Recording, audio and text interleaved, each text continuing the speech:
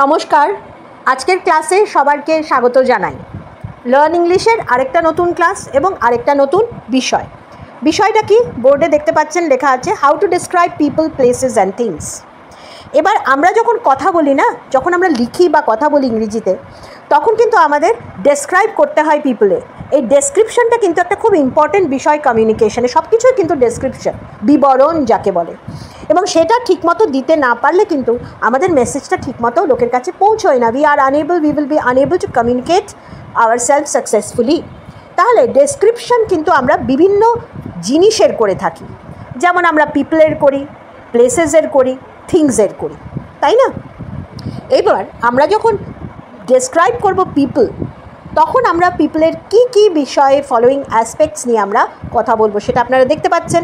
Physical appearance, আমরা হয়তো কোনো একজন যার সাথে কথা বলছি তাকে হয়তো আমরা একটি লোকের সম্বন্ধে বিবরণ দিচ্ছি।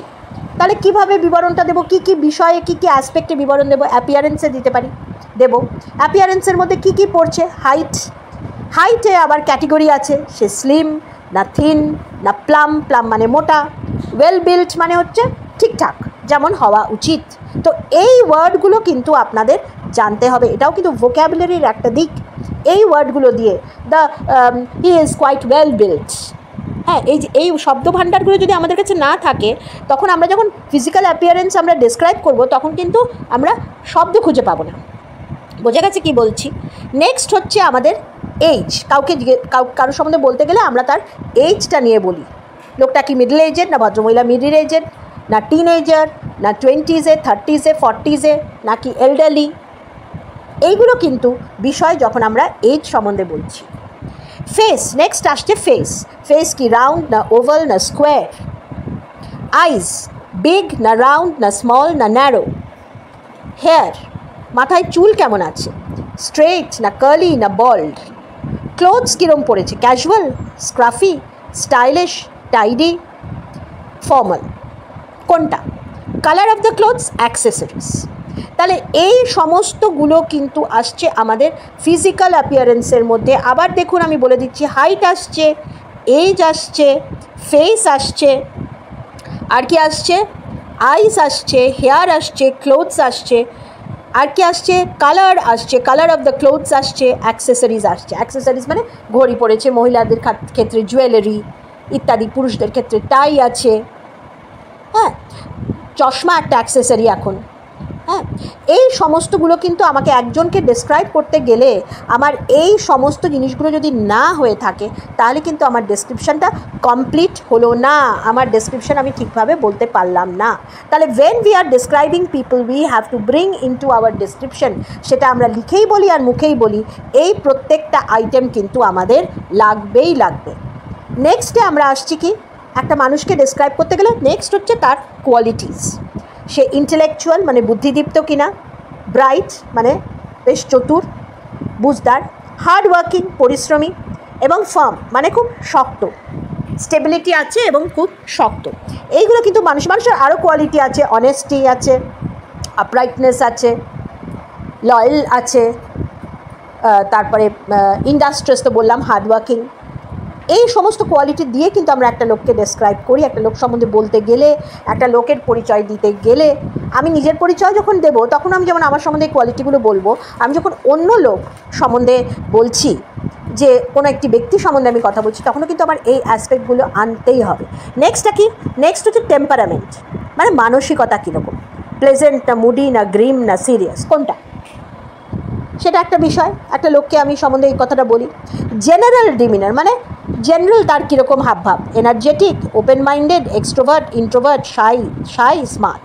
একটা লোককে জেনারেল ডিমিনার মানে কি, আমি লোকটিকে দেখেই যা ইমপ্রেশন করছি।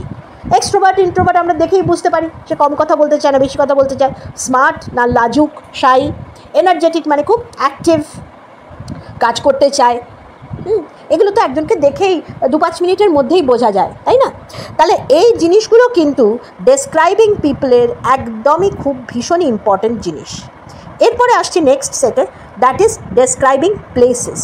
একটা জায়গাকে যদি আমি ডেসক্রাইব করছি, সেটা আমার লিখেও হয়, আমি প্যারাগ্রাফ রাইটিংয়ে করি, আমি এসেতে করি, আমি লেটারে করি, এছাড়া আমি কথোপকথনে তো করেই থাকি, যেমন আমি কোথাও ঘুরতে গেছি, সেই বিবরণটা আমি কাউকে শোনাচ্ছি, বলছি, সে আমাকে জিজ্ঞেস করেছে, আমি বলছি। তো তখন আমি কি বলবো একটা প্লেস সম্বন্ধে? খুব সুন্দর একটা কথা, অনেক সময় আমরা এটা বলে থাকি, ইটস ভেরি গুড, কিন্তু এই কথাগুলো না ভীষণ ভীষণ ফেক। হ্যাঁ, কাজে এটা কোনো স্পেসিফিক ইনফরমেশান দিচ্ছে না। তা আরেকজনের সাথে যখন আমি কথা বলছি তখন আমাকে তো স্পেসিফিক জিনিস বলতেই হবে, তাই না? সুতরাং ডেসক্রাইবিং প্লেসেসের ক্ষেত্রে কিন্তু এটা ডেসক্রাইবিং BING হবে, BG হয়ে গেছে। এটা একটু স্পেলিংটা আমি বলে দিলাম, টাইপোগ্রাফিক্যাল মিস্টেক হচ্ছে, একটু নোট করে নেবেন। ডেসক্রাইবিং প্লেসেস বলতে গেলে আমি লোকেশন, মানে সেই জায়গাটা কোথায় অবস্থিত, তার একটা ইতিহাস আছে, হিস্ট্রি। যেমন আমি কলকাতা সম্বন্ধে কাউকে যদি বলতে যাই, সে কোনো দিন কলকাতায় আসেনি, তাহলে তার লোকেশনটা বলে ইস্টার্ন ইন্ডিয়া বা ওয়েস্ট বেঙ্গলের ক্যাপিটাল বলে আমি কিন্তু তার হিস্ট্রিটা বলবো, মানে ইতিহাসটা, মানে কীভাবে জব চার্নকের সময় থেকে ব্রিটিশরা এসেছিলো, এগুলো কিন্তু আমাকে বলতে হবে। স্ট্যাটিস্টিক্যাল ফ্যাক্টস মানে হচ্ছে এক্স্যাক্ট কটা ডিস্ট্রিক্ট আছে ওয়েস্ট বেঙ্গলে, কটা কী আছে, কোনটা কোন দিকে, কী কী ইম্পর্টেন্ট পপুলেশন কত, তারপরে এখানে ক্লাইমেট কীরকম, তার একটা স্ট্যাটিস্টিক্স, এগুলো হচ্ছে স্ট্যাটিস্টিক্যাল ফ্যাক্টস অ্যান্ড ফিগার্স। এবং কত এরিয়া ওয়েস্ট বেঙ্গলের, এই সমস্তগুলো হচ্ছে স্ট্যাটিস্টিক্যাল ফ্যাক্টস। এখন কথা হচ্ছে আমরা যখন কথা বলি না, তখন সবসময় কিন্তু আমরা স্ট্যাটিস্টিক্যাল ফ্যাক্টস বলি না, লেখার সময় লাগে। আমি যদি কোনো প্লেসকে ডেসক্রাইব করছি, তার উপর একটা প্যারাগ্রাফ লিখছি, তখন কিন্তু আমাকে এগুলো দিতে হবে। কিন্তু আমি যখন সিম্পল কথা বলছি কারোর সাথে, তখন কিন্তু আমার স্ট্যাটিস্টিক্যাল ফ্যাক্টস না দিলেও চলবে, কিন্তু লোকেশন অ্যান্ড হিস্ট্রি তো অবশ্যই অবশ্যই দিতে হবে। তারপরে কি আসছে? Legends associated with the place. প্রত্যেকটা জায়গারই একটা লেজেন্ড থাকে, মানে সেইটা জায়গাটা সম্বন্ধে একটা গল্প কথা থাকে। হ্যাঁ, সেগুলো ট্রু হয়, সেগুলো আনট্রুও হয়, হ্যাঁ, কিন্তু সেগুলো থাকে। হ্যাঁ, তাহলে সেরকম যদি কিছু লেজেন্ড আমরা পাই, যেটা অবশ্যই ইতিহাসের সাথে কিছু হলেও যুক্ত থাকে, কিছু আবার মানুষের মুখে মুখে প্রচলিত, সেটাও আছে, সেগুলো বলতে হবে।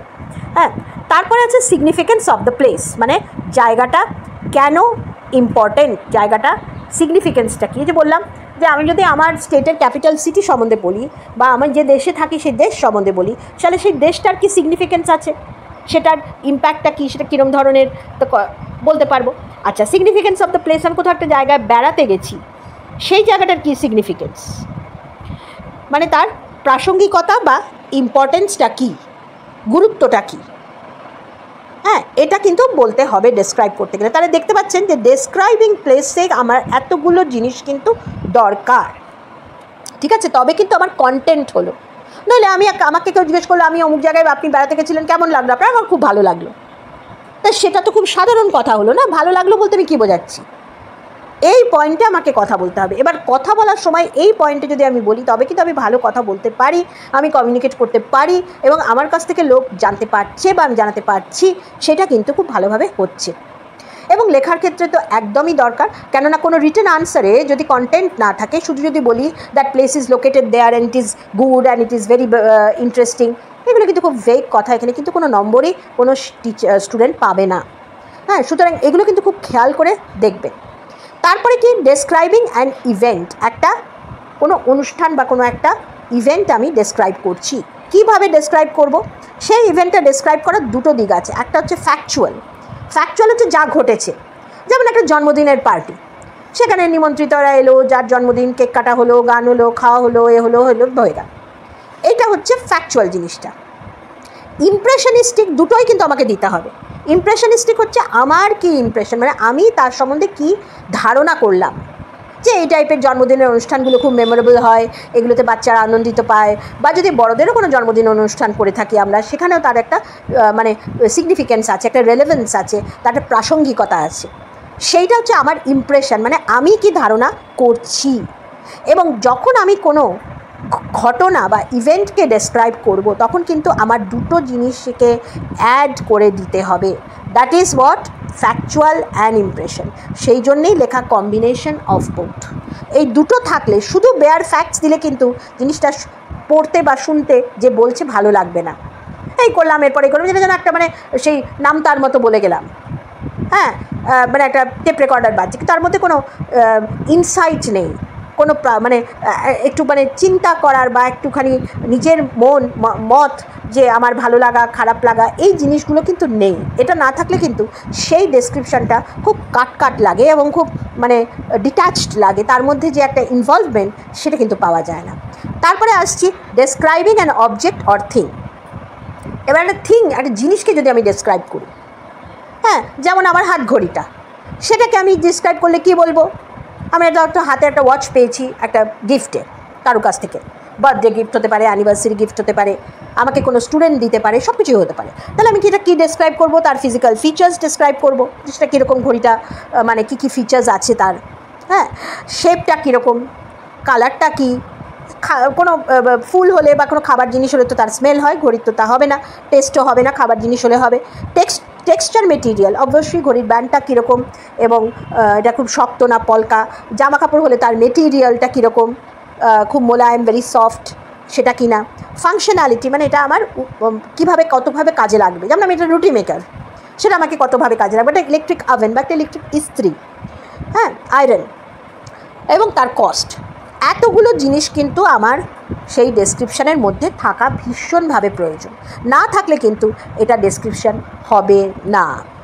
সুতরাং যখন আপনারা ডেসক্রাইব করছেন কোনো একটা থিংকে, একটা জিনিসকে, তখন কিন্তু এই কটা জিনিস আপনার একদমই মনে রাখতে হবে, ঠিক আছে? তবেই আপনার ডেসক্রিপশানটা ঠিক হবে। তাহলে আজকে কিন্তু আমরা ডেসক্রাইবিং, কীভাবে ডেসক্রাইব করি, কথা বলার ক্ষেত্রে এটা ভীষণ প্রয়োজনীয় জিনিস, লেখার ক্ষেত্রে তো অবশ্যই, ইট গোজ উইদাউট সে। এইগুলো যদি আমরা মেনটেন করে পিপল ডেসক্রাইব করি, এইগুলো মেনটেন করে যদি আমরা প্লেস ডেসক্রাইব করি, ইভেন্ট ডেসক্রাইব করি, অবজেক্ট ডেসক্রাইব করি, তাহলে কিন্তু আমাদের ডেসক্রিপশানটা একদম সঠিক হবে এবং যিনি দেখছেন তার পক্ষে সেটা সুবিধা হবে এবং যিনি শুনছেন তার পক্ষেও সেটা বোধগম্য হবে, কম্প্রিহেন্সিবল হবে, বুঝতে সে পারবে।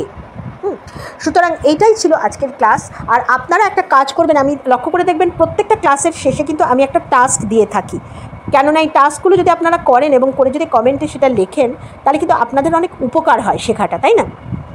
সুতরাং আপনারা কোনো নিজেদের পছন্দ মতো কোনো পার্সন হোক, কোনো প্লেস হোক, কোনো থিং হোক, ডেসক্রিপশান লিখে কিন্তু আমাকে কমেন্টে অবশ্যই পাঠাতে পারেন, আমি কিন্তু দেখে সেটা ওকে করে দেব। তাহলে আজকে এই পর্যন্তই।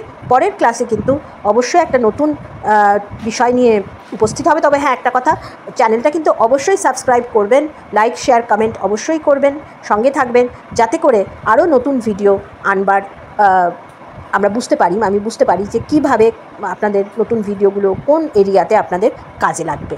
আজকে তাহলে এই পর্যন্তই।